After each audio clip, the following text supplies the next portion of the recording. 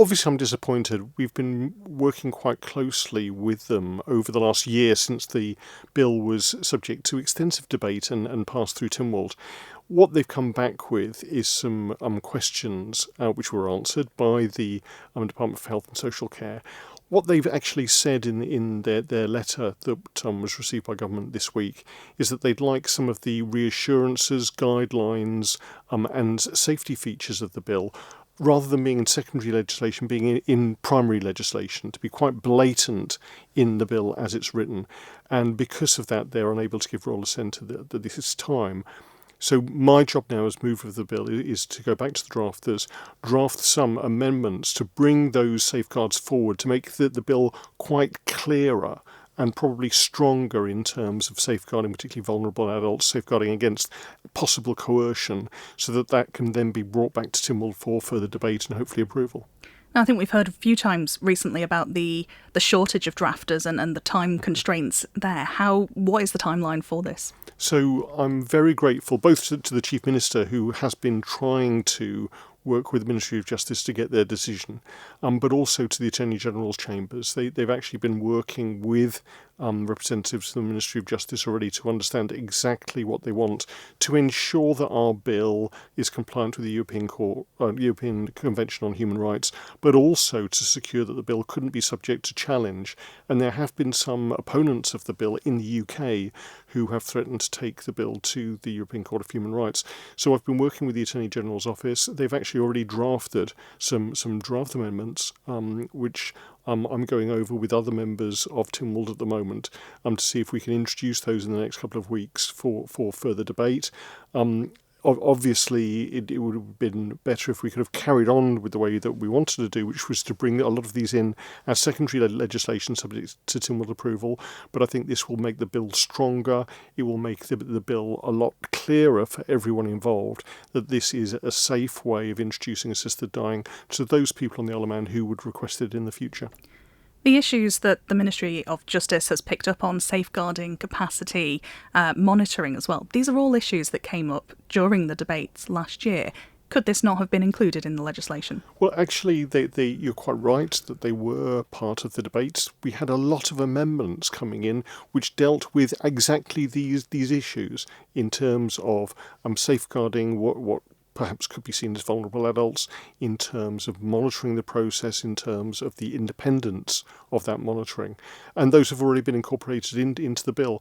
What the Ministry of Justice have suggested is that we make these far more explicit in the primary legislation, and I have to accept that if I want to carry on and make sure that this bill becomes operational. So I will be working with Tynwald members to try to satisfy the Ministry of Justice, try to satisfy His Majesty that we have the best bill possible going forward. In terms of the UK Isle of Man relationship, we often talk about Tynwald as being the Manx Parliament, the Isle of Man, it makes its own laws. How does it feel to see the UK essentially blocking this at this time? I don't think that the UK are necessarily blocking this. They have come up with some issues that they think are important in terms of our constitutional relationship and in terms of what we do that then may be subject to perhaps action in the European Court of Human Rights, which obviously they would then represent us on our behalf. So I think it is right that we work closely with them. As I said, I think it's disappointing that it's taken a year to get to this stage, but now that we're here and we understand the issues that they have flagged up as being problematic with some of the technical details of the bill, we are in the situation of putting those right and getting those before the elected Parliament of the Isle of Man for further debate, and as I said, to make this bill even tighter, even more secure, to provide for that dignity, choice and compassion for people who are facing an imminent death due to terminal illness. In terms of the timing, you mentioned it has been the best part of a year already since this completed its progress through the branches. Is there a danger here that this bill times out? I think there's always been a danger with any piece of legislation, particularly when you get to the last year of an administration.